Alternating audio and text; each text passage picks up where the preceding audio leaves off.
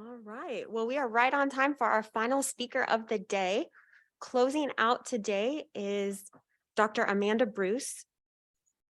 Her session is called TRT, RTT, and non-TT, Making Sense of the Job Setting. Dr. Bruce is from Manhattan, Kansas, and earned her bachelor's degree in psychology from the University of Kansas. She received her PhD in clinical psychology from the Pennsylvania State University and spent time doing clinical research at Brown University before completing her clinical internship at Boston VA Hospital. She returned to the Midwest to continue her training with a postdoctoral fellowship in functional neuroimaging at the University of Kansas Medical Center. She joined the psychology department at the University of Missouri, Kansas City, as an assistant professor, but eventually was recruited back to KUMC in the Department of Pediatrics. Her clinical work is with adolescents and adults with cystic fibrosis through internal medicine. She's a member of the Center for Children's Healthy Lifestyles and Nutrition, one of our sponsors, and is affiliated with both KUMC and Children's Mercy Hospital.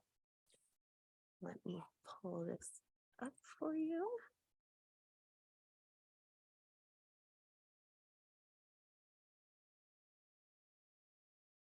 Nope, that wasn't right.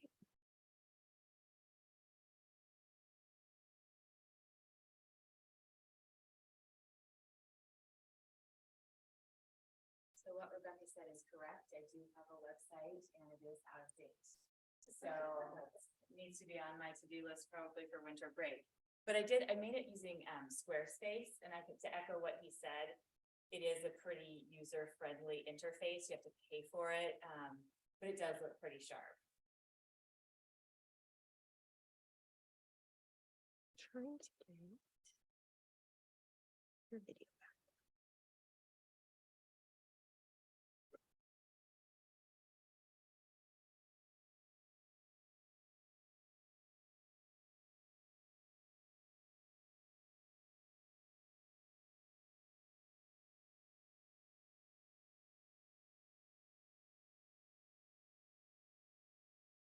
I don't remember how to do it, so I'll just click this. Thank you. All right, so this is the last session of the day. Is that correct? All right.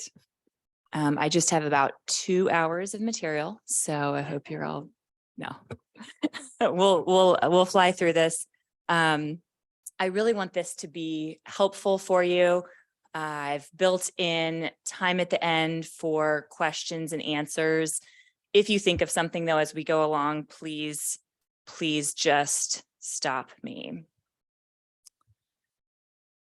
So what I'd like to talk about are job priorities when you're thinking about applying for a job and what types of jobs you may want to apply for. What is really important to keep in mind?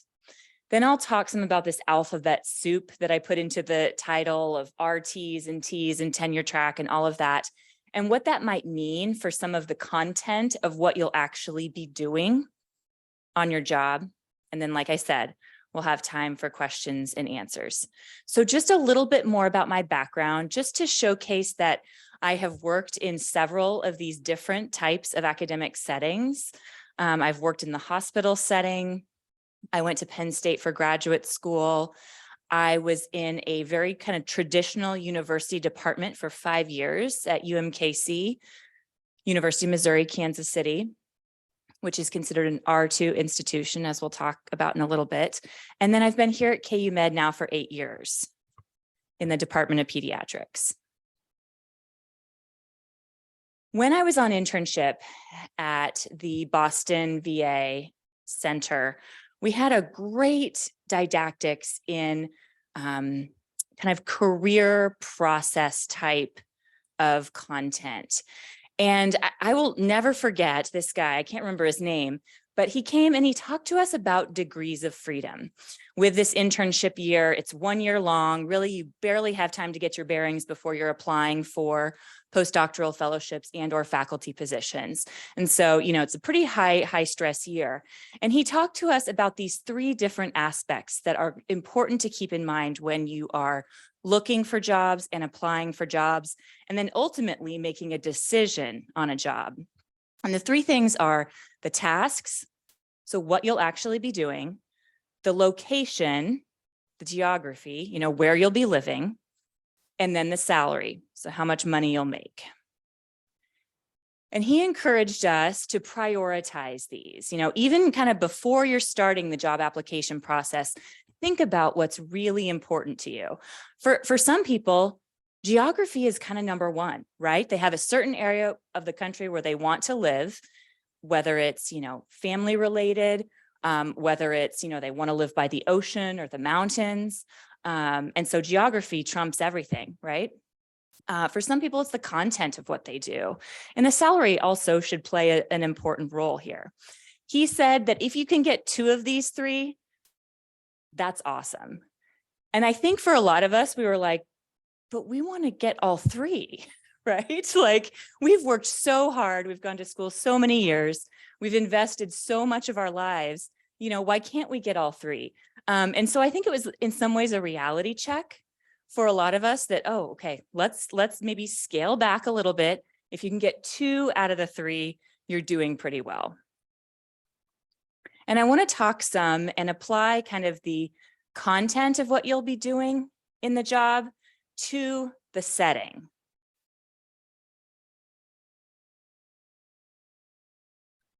As a lot of you know, higher education institutions have this spectrum, right? And it ranges from very focused on teaching and mentorship, small class sizes, relationships between faculty members and students, and then it ranges all the way to this high-powered institution that has a ton of extramural funding, right? And that's the R institution. At all of these different institutions, they have both tenure-track and non-tenure-track positions. So we've got the teaching institutions, the research teaching, which is kind of a hybrid between the 2, and then the R institutions. And even as I referenced earlier, even R is subdivided based on the amount of extramural grant funding. So R1 institutions like the University of Kansas, like the University of Missouri and Columbia, like Penn State University. And then you've got the R2 institutions like University of Missouri, Kansas City. So this I just pulled from Wikipedia, but this is in the United States, the Research One universities across the map. So it's pretty small font, but you can see, and starting kind of in the upper right-hand corner, you've got the University of Maine Black Bears. It's where my husband went to school. And it's not a big school, so it's not necessarily related to the size of the institution, which I think makes it even trickier. I want to say Maine has maybe 11,000 students, so it's not huge. When we met, he's like, "Oh, I went to a huge school." I'm like, "Well, how many?" And I went to University of Kansas undergrad. It's like, "Well, that's about half the size of KU." So, yeah. So here's just kind of an eyeball of these R1 universities, and with R1 universities, if you've got a tenure-track position, there's going to be a big emphasis on, no surprise here, research. Here's a map of our 2 universities. So you have places like I mentioned, University of Missouri, Kansas City. You've got Wichita State down there, also in Kansas. And then you have places out west like Idaho State University. I interviewed for a position at Idaho State about 15 years ago. I'll talk more about that in a moment. But again, this just kind of gives you an idea of, which universities that fall into that R1 versus R2 grouping. And as I said, the tasks, what you'll be doing and how you will be evaluated will change based on the position. For example, the teaching load. When I went out to interview at Idaho State, the teaching load was going to be 4 classes each semester. It's going to be a 4-4. Now, they also wanted you to do some research, but that's a lot of teaching, right? You're teaching 4 classes a semester, especially if you have some new preps in there. That's going to be a ton of work. Also, the expectations for extramural grant funding will differ, obviously, based on the setting. And I think it's worth noting that not only will your tasks and how you will be evaluated on the job change, but how they ask you to interview will change. Here's a good example. I interviewed for a job at Penn State in the nutritional sciences department. So it was a little bit of a strange fit because I'm a psychologist, but they really liked my research on childhood obesity and neuroimaging. So in addition to giving a traditional job talk there, they asked me to also give a chalk talk, which is a very intense, almost interactive, like, where is your research going, right? They really wanted to know about my program of research. The faculty, threw lots of questions at me and kind of, how are you going to think on your feet? How can you think through some of these methodological issues? Contrast that to Idaho State, which I had interviewed several years before that. At Idaho State, I gave a traditional job talk, but they also asked me to teach a class. So they're like, can you come in and teach an abnormal psychology class on schizophrenia? Fortunately, I had taught abnormal psychology before, and I had something that I could modify to make work. But right off the bat, that tells you that not only are they interested in your research with your job talk, but there were, I think, 3 or 4 faculty members that were watching me teach, which is pretty high pressure when you think about it. So you have 2 presentations then to prepare for. Now I have this website here at the bottom, and it's a great website that talks about just this process of applying for faculty positions. And any of this information, if you want later on, please just reach out and let me know. I told Becca that, and I have my email address on the last slide as well. Any questions at this point? Yes. Yeah, I'm interested when you give this teaching, when you teach this class, do they have a whole bunch of graduate students come in, or you are teaching like 5 faculty members that are then observing? So it was an undergraduate class of about 40 students, and then the faculty members as well. And, I tried to make it, as interesting as possible, really keep those students engaged because, the students aren't invested, right? They don't care about my career. They don't, care how I do on this talk. So it was the undergrad students plus the faculty that were watching it. And this is just a random class that they're going to, or you were teaching them their abnormal psych class for that day? Yes, I am the abnormal psychology instructor for that day. Which is interesting, right? Like, because then what I present, then the professor is going to have to use that on the test, or it's going to throw off their syllabus. There are a whole host of issues that it may raise, or what if I did a terrible job, right? Will they have to recover that material? So it's interesting.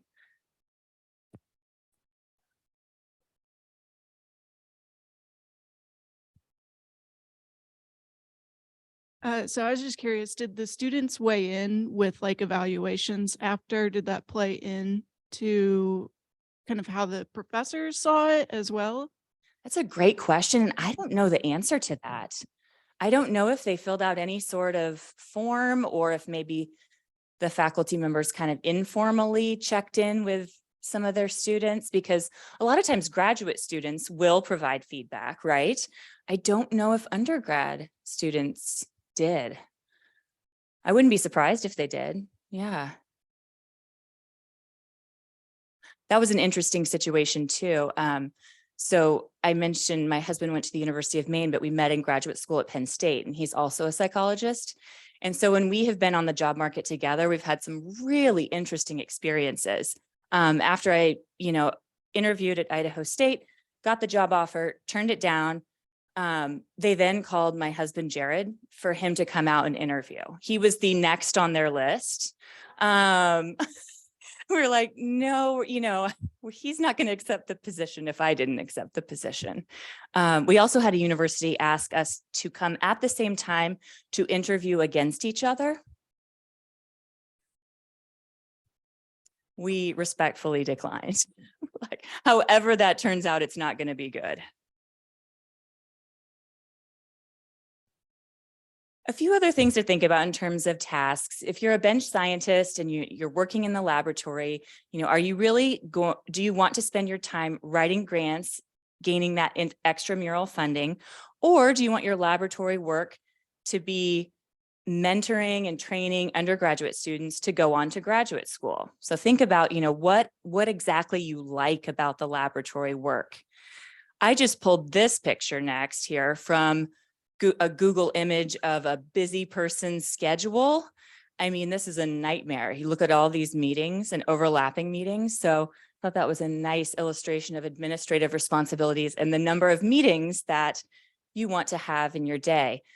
We don't get a lot of training in conflict resolution, managing people, managing a laboratory, some certain kind of leadership skills. So think really long and hard about how much you want some of those administrative responsibilities to be part of your job. And one other side note, you'll occasionally hear positions called lecturer or instructor at teaching institutions. So again, here's this website that I found to be very informative. So tenure track versus non-tenure track positions. Again, this is something that you want to consider very carefully. Certain non-tenure track positions might be transitional.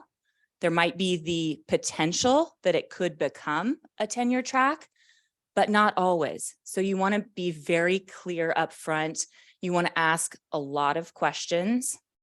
Some non-tenure track positions will be yearly, right? You have to renew your contract each year. That rolls around. 1 year is not a long time. So think about those aspects as well. And think about and ask, where is the money from this position coming from? Is this something that is guaranteed? Is it state dollars or is it soft money, right? This money that comes from grants that may or may not be there in another few years. And then in terms of a traditional department and an academic medical center, as I said, I've been in both. Not all of you will have, a clinical component to your job. So I see patients for about 30 or 40% of my job. But not every field has that. So you might want to think about, like, if you are at an academic medical center and you may not have grant funding, what will you be able to do to make up the rest of the funding that you might need to cover your salary? Think about who you'll be teaching. Who do you like working with? Do you like working one-on-one with people, with mentoring students? Or do you like giving those lectures in front of several hundred undergrads? I've done both. I actually enjoy both. I think that the large lectures take a whole lot of energy, right? It's a lot of entertainment factor, but it can be really energizing too. So think about, like, if you do want a teaching component to your job, who will you be teaching? And I do want to point out that in terms of non-tenure tracks, KU Med, using KU Med as an example, there are 5 different non-tenure tracks. So even if you're not on the tenure track, kind of the traditional tenure track, there's probably quite a bit of variability in terms of choices. And this is from the website at KU Med. It shows you clinical track, research track, educator track, clinical scholar track, and then I think there's an affiliate track as well. One thing I do like to point out about this is whenever you're applying for a job, you want to ask them if they have some sort of objective criteria like this matrix that shows you what you're going to need to do to excel at the job. So you know you're hitting the benchmarks. A little bit about salary. There is a difference, right? Based on where you work. You can see that this is pretty big difference in terms of an average full professor salary in the United States at a private doctoral university is about 200 grand versus about 100 grand. It's about twice as much. And this is something I found on a question and answer forum online, that someone's, asking, even for someone who is a professor at an R1 university, how can you increase your salary? So, there are creative ways to do this, but the more questions that you ask early on in the process, the better. I saw this and I think it's worthwhile just noticing or noting, because so much of what we do for science, or, the pursuit of knowledge is seen as, we should just work because we love what we do, right? And that's great. I hope you all do really enjoy what you do, but you also need to earn a living wage, right? And so advice from one website said, actually negotiating your salary should come first, especially if it's your first faculty position. And this is probably pretty sage advice, given, it is a starting point, and any position that you go to from then on will be in comparison to that first salary.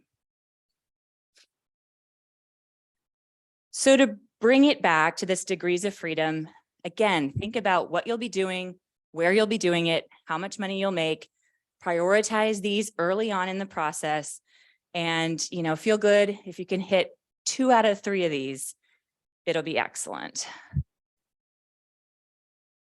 Here are some other resources. And again, I'm happy to share any of these. Please just feel free to email me. And this is my brain.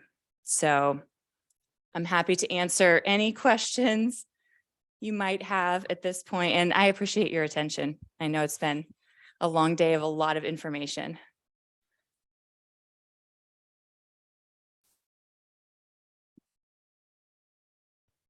Thank you so much, Dr. Bruce. We don't have any questions in the chat yet. I'm not sure if anyone in the audience has questions. I can start us off with a question about if you are to move institutions.